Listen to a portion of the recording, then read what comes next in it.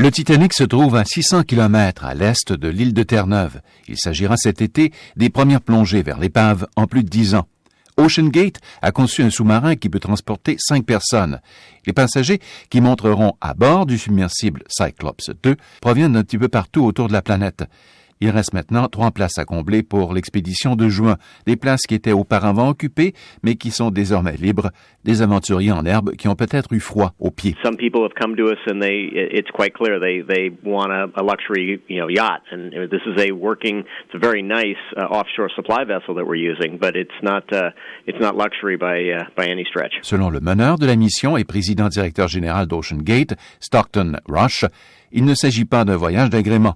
Les participants doivent tous être en grande forme pour effectuer cette plongée vers l'épave du Titanic qui se trouve à 4 km sous l'eau. D'expliquer Stockton Rush, ce n'est pas un voyage de luxe. Les passagers ne seront pas traités comme ils le seraient quand ils vont dans un centre de villégiature 5 étoiles. Nous avons des gens qui sont des alpinistes. Nous en avons d'autres qui ont été au pôle Sud.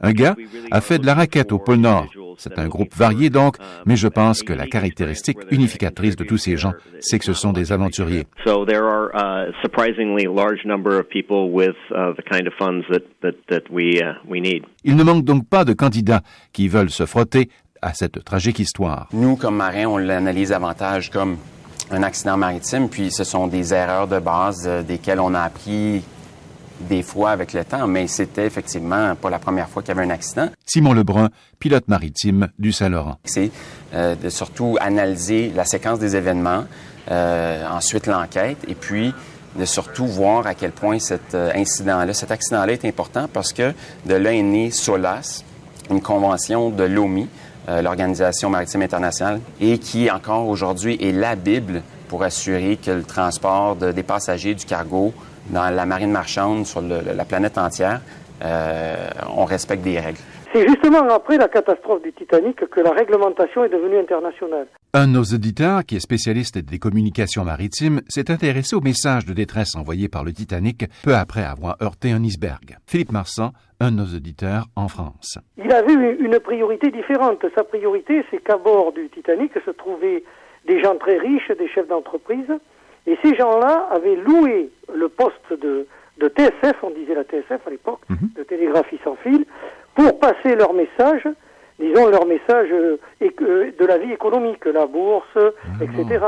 Donc c'était ça qui était prioritaire. C'était pas les messages qu'envoyaient les autres bateaux, vous voyez. C'est encore l'Europe aristocratique. André Champagne est un historien québécois à Montréal. C'est l'époque où les ouvriers sont carrément exploités. C'est l'époque où la semaine de travail, c'est pratiquement 70 heures. C'est une époque où on exploite le travail des enfants, le travail des femmes. C'est une époque de très grande inégalité. C'est une époque où il y a pas de programmes sociaux. C'est une époque où, si tu te trouves en chômage, tu es condamné à demander de l'aide à l'assistance publique. C'est ça l'époque. Même si les restes des 1500 passagers qui ont péri sur le Titanic ont disparu depuis bien longtemps, le site sera tout de même traité comme un tombeau, avec le respect qu'il mérite par l'opérateur OceanGate, comme l'explique l'organisateur Stockton Rush. We're not going to touch anything. We are not going to take anything.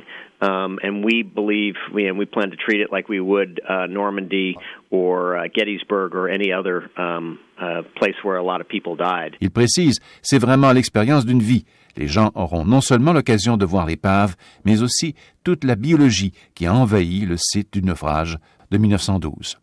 Un reportage de Radio-Canada International.